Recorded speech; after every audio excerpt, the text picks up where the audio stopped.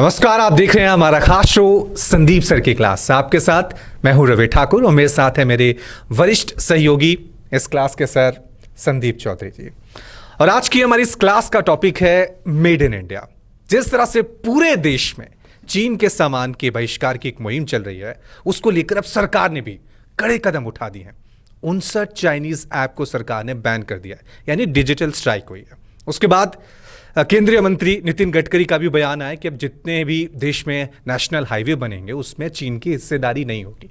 यानी सरकार ने भी आगे बढ़ चढ़कर इस मुहिम में अपनी हिस्सेदारी बढ़ा दी है। अब सवाल यह है कि जो मेड इन इंडिया की मुहिम है उसके लिए हमारा देश कितना तैयार है, कितना बड़ा यह चैलेंज है। क्या हम जो चीन को आर्थिक नुकसान पहुंचाने की बात कह रहे हैं, सबक देने की बात कह रहे हैं, उसमें हम सफल होंगे या नहीं, इसी पे आज के इस क्लास में चर्चा करते हैं। संदीप, पहले भी हमने कहा था मेड इन इंडिया बोलने में बहुत गर्व महसूस होता है कि मेड इन इंडिया होना भी चाहिए, लेकिन पहले भी कहा था कि बाजार के अपने एक नियम होते हैं, भावनाएं अपनी जगह हैं, बाजार की अपनी जरूरतें हैं। मैं अगर कस्टमर हूं तो मुझे क्वालिटी चाहिए और साथ में सस्ता भी चाहिए। क्या इसके लिए मेड इन इंडिया तैयार है? क्या चुनौतियां हैं और क्या चीन को इससे सबक मिलेगा? ये सालों पुराना सवाल है और आप तो उस वक्त रवि पैदा भी नहीं हुए होंगे। 70 के दशक की मैं बात कर रहा हूँ। मैं छोटा था और मुझे आज भी याद है, और जो मेरी उम्र के लोग हैं, उस ज़माने के जो लोग हैं, उस टाइम भी जवान थे, उनको ध्यान होगा ट्रकों के पीछे आजकल वो बड़े कलरफुल, बड़े मज़ेदार कुछ कुछ स्लोगन, संदेश होते हैं ना। तब लिखा होता था be Indian buy Indian, be Indian buy Indian. 70 के दशक की बात कर रहा हूं। आज 2020 में हम आत्मनिर्भरता की बात कर रहे हैं। वो 70 का दशक था, ये 70 साल बाद आजादी के हम कह रहे हैं आत्मनिर्भर भारत। 6 साल पहले हमने क्या किया?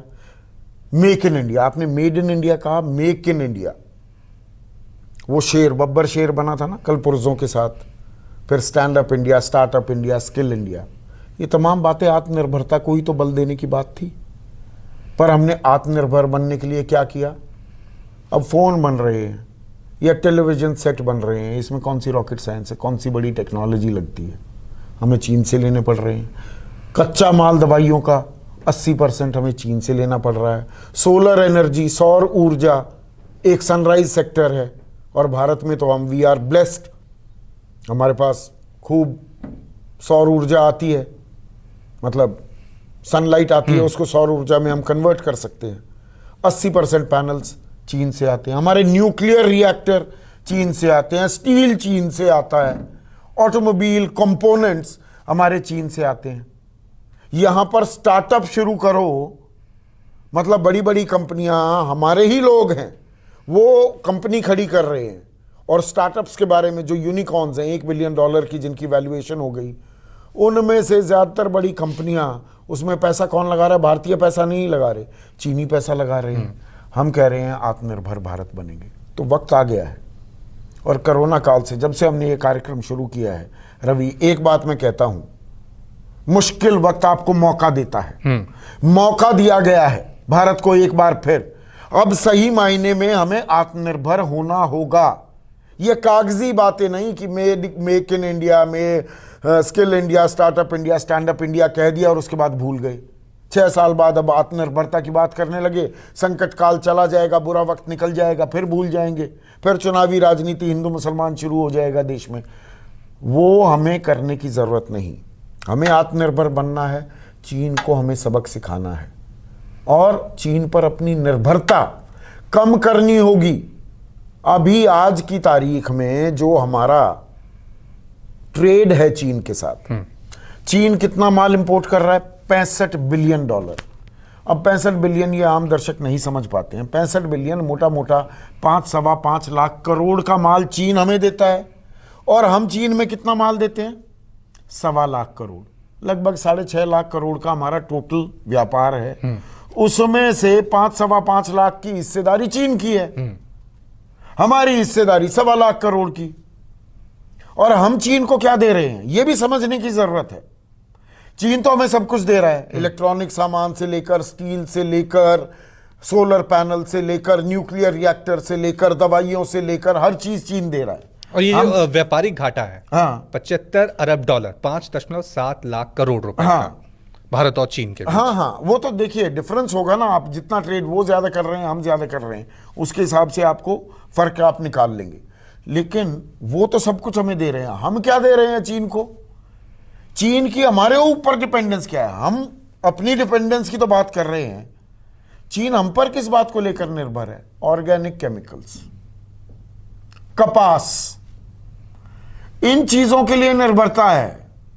जो भी टेक्नोलॉजी से जुड़े, मैन्युफैक्चरिंग से जुड़ी चीजें हैं, हम चीन पर डिपेंडेंट हैं। तो ये काम तो हमने किया है, चीन तो जबरदस्ती नहीं घुस गया था ना। गलवान घाटी में जैसे 15 और 16 की दरमियानी रात को जून में घुस गया, या लाठी बल्लम से हमारे 20 सैनिकों की हत्या कर दी, अर्थव्यवस्था में तो ऐसे नहीं घुसा था ना, दरवाजे तो हमने खोले। और अब हम क्या कर रहे हैं, जो आपने शुरुआत में कहा कि 59 ऐप्स हमने बैन कर दी। अब ये संदेश है, मैसेजिंग बहुत जरूरी हो जाती है, ये मैसेजिंग के अलावा और कुछ नहीं है। अब हमें याद आने लगा कि नहीं, जासूसी हो रही है क्या, डेटा कहाँ जा रहा है, कहाँ सर्वर्स हैं। अगर चीन से हमारी लड़ाई नहीं हुई होती तो मतलब ये चलता रहता, टिकटॉक करते रहो, कोई दिक्कत नहीं है। आज क्योंकि तकरार हो गया तो हमें याद आया, अरे ये हमारा डेटा भी चोरी कर सकते हैं। दोस्ती थी तो डेटा चोरी अलाउड थी, अब दुश्मनी हो गई तो अब हम आंखें दिखाएंगे। ये संदेश है, संदेश भी देना जरूरी है। लेकिन जो आपने कहा, नितिन गडकरी अब कह रहे हैं कि जितने भी राष्ट्रीय राजमार्ग बनेंगे, नेशनल हाईवेज बनेंगे, उसमें चीनी कंपनियों को ठेका नहीं देंगे। This is where it will hurt the Chinese. ये हमें एक सेक्टर वाइज एक अप्रोच करनी होगी। जैसे रामविलास पासवान अब कह रहे हैं, फूड एंड कंज्यूमर गुड्स के वो मंत्री हैं, अहम मंत्रालय है चीन के लिहाज से, वो कह रहे हैं चीनी उत्पादों को देश में नहीं घुसने देंगे। अब आपको कंट्री कोड भी डालना पड़ेगा, बार कोड्स आएंगे कि भाई किस देश का ये माल है, ये बताना पड़ेगा। चीन से हम अपनी डिपेंडेंस कम करेंगे इन चीजों में। ये अहम फैसले हैं जो हमारा टेलीकॉम डिपार्टमेंट, दूरसंचार मंत्रालय अब कह रहा है कि 4G के लिए जो अपग्रेडेशन की बात थी, 5G के लिए भी जो अपग्रेडेशन की बात थी, वो BSNL हो या MTNL हो, चीनी कंपनियों को ठेका नहीं देंगे। अब आप ये जो काम कर रहे हैं, नहीं देंगे, अच्छा लगता है और सही कदम है, पर नहीं देने का विकल्प भी है क्या? यहां पर आत्मनिर्भरता का पहलू आता है, यहां पर मेक इन इंडिया की बात आती है। और वो तंत्र आप कैसे चालू करेंगे? आप सारे दरवाजे बंद कर दे तो चीन भी दरवाजे बंद करेगा। डिपेंडेंस आपकी है, चोक आप होंगे। आज की दौर में मंदी का दौर है भाई रवि। अगर हमें सामान ही नहीं मिलेगा, अगर 80% कच्चा माल दवाइयों का चीन से आ रहा है और वो कहे कि अच्छा आप हमारे लिए दरवाजे बंद कर रहे हैं, हम कर देते हैं, तो यहां दवाइयों का संकट हो जाएगा। तो ये ऐसा नहीं है कि जी आज हमारा मन किया और हमने दरवाजे बंद कर दिए।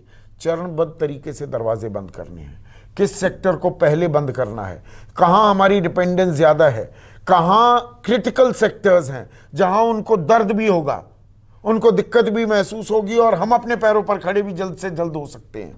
ये चरणबद्ध तरीके से बुद्धिमत्ता का इस्तेमाल करते हुए हमें एक स्ट्रैटेजी बनानी।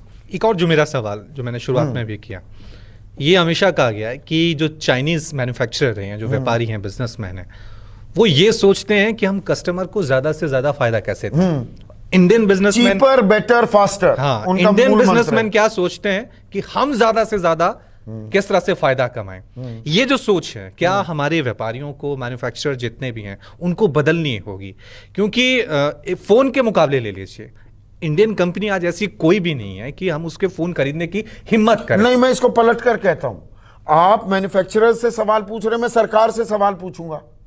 आज की तारीख में, और ये बात हमने पहले भी कही है, आप अगर फोन्स की बात करते हैं, मोबाइल फोन्स की बात कर रहे हैं, तो अगर 100 फोन बनते हैं इस देश में, तो 1.5 फोन, 1.6% भारतीय कंपनियों द्वारा बनाए गए फोन है।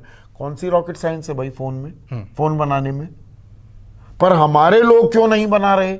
क्योंकि यहां पर फैक्ट्री को सेटअप करना, मैन्युफैक्चरिंग बेस बनाना, क्लियरेंसेस लेना, लेबर लॉज की तामील करना, इंस्पेक्टर आज वो आ गए, इंस्पेक्टर वाले डंडा चलाने के लिए आपकी फाइलें खुलवाने लगे। यहां पर कोई प्रोडक्शन ही नहीं कर रहा। क्यों नहीं कर रहा? उसको पता है कि मैं इंडियन कंपनी का भी ठप्पा लगाकर, यहां पर देश में बहुत सारी इंडियन कंपनीज हैं जो हम सोचते हैं कि इंडियन कंपनीज हैं, कि उनका सामान इस्तेमाल कर रहे हैं, दरअसल उनके सारे कल पुर्जे बन रहे हैं चीन में और यहां पर असेंबल हो रहे हैं। तो चीन वहां पर सुविधाएं दे रहा है, इसीलिए वो वहां से वो ट्रेडर बनने को तैयार है। He is become a trading, वो trader, he is only trading, कि वहां से माल लाया, यहां पर उसने बेच दिया। जैसे एप्पल है, एप्पल का माल अगर $500 का उनका फोन है, उसकी लागत आती है $199, वो भी चीन में बनवा रहा है सारे फोन एप्पल के, और बेच देगा अमेरिका में जाके $199 वाला जो लागत लगी $500 में, तो $301 कमा लेगा। तो यहां पर भी वो कर रहा है कारोबारी, जो मैन्युफैक्चरर बनना चाह रहा था, उसको वहां बेटर अपॉर्चुनिटी दिखी। तो सरकार यहाँ के उद्यमियों से, यहाँ के एंटरप्रेन्योर से नहीं है, मेरा सरकार सवाल से है, मेरा मतलब सवाल सरकार से है कि आप ऐसी सुविधाएं, वो ग्राउंड, वो जमीन हमारे लोगों के लिए यहां तैयार क्यों नहीं कर रहे? ये लोगों को ब्लेम करना बड़ा आसान हो जाता है। सरकार ने क्या किया? आंखें बंद कर कर बैठ गई कि ले आओ, चीन से ले आओ, कोई बात नहीं। अब समझ में आ रहा है चीन पर डिपेंडेंस के मायने क्या है। और ये आपने जो शुरू में कहा, जैसे हम कोई देशभक्ति फिल्म देखते हैं तो बड़ी राष्ट्रवाद की भावना जागती है, 15 अगस्त, 26 जनवरी। ये मेड इन इंडिया, ये तो नहीं कि जब तक तनाव बना रहा है तब तक ये बातें और बाद में फिर हम भूल जाएं। और एक और सवाल कि ठीक है, चीन का हम बहिष्कार कर रहे हैं, ऐसा तो नहीं कि हम दूसरे देश के लिए फिर ये दरवाजे खोल रहे हैं, अमेरिका के लिए, जापान के लिए, दक्षिण कोरिया के लिए, और खुद फिर इस मुहिम को भूल जाएं अपने लिए? बहुत अहम सवाल है आपका, और इसीलिए शुरुआत में मैंने 70 के दशक का उदाहरण दिया। जब मैं छोटा था, बी इंडियन बाय इंडियन, ये नारा तो सदियों से चला आ रहा है। भाई हम सब भारतीय हैं, भारतीय माल हम क्यों ना इस्तेमाल करें, पर हम कर नहीं रहे ना। नारों तक सीमित रह जाती है ये बात। अब ये आत्मनिर्भरता, मैं इसीलिए कह रहा हूं भाई, मेक इन इंडिया के नारे भी मैंने सुने हैं, अच्छे दिन आएंगे कि जी हम stand up, startup, skill India, ये नारे अच्छे लगते हैं, इनको जमीन पर लेकर आइए ना।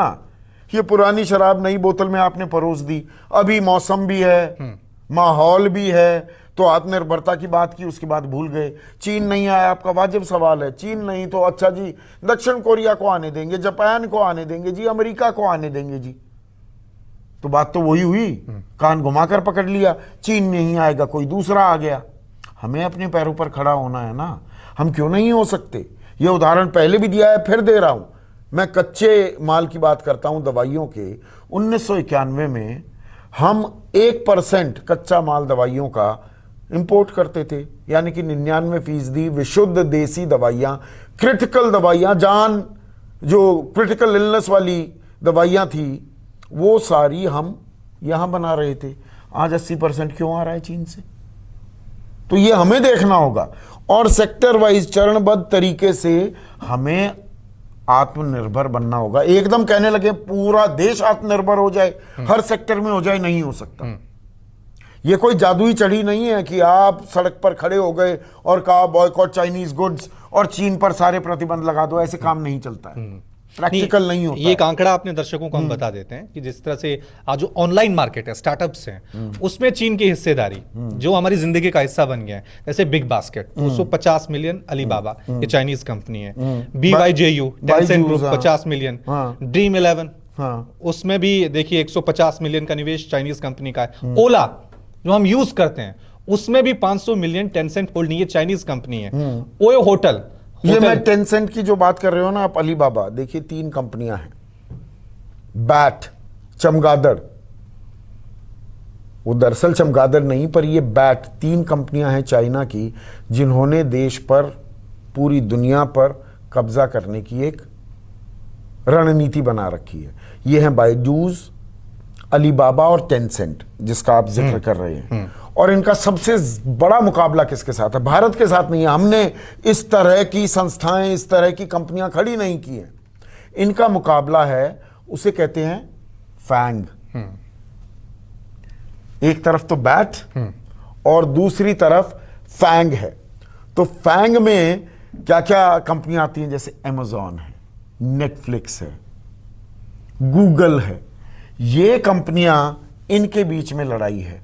हम अभी उस लड़ाई में घुसे भी नहीं हैं, हमारा तो इस्तेमाल किया जा रहा है। तो हमें अपने पैरों पर खड़ा होना होगा मजबूती के साथ और आइडेंटिफाई करना होगा कि किन किन सेक्टर्स में हम सबसे पहले आत्मनिर्भर बने। ये सबसे बड़ी चुनौती है सरकार के सामने। चलिए, ये उम्मीद करते हैं कि मेड इन इंडिया गर्व का एक बात है, महसूस भी होता है, लेकिन इसके लिए जो चुनौतियां हैं, इसके लिए जो नीतियां हैं, वो अगर ठोस होंगी, उसके लिए कार्य जो हैं वो मजबूती से किए जाएंगे, तो ये बेहतर होगा हमारे देश के लिए, आने वाले भविष्य के लिए। बहुत बहुत शुक्रिया, धन्यवाद, नमस्कार। नमस्कार।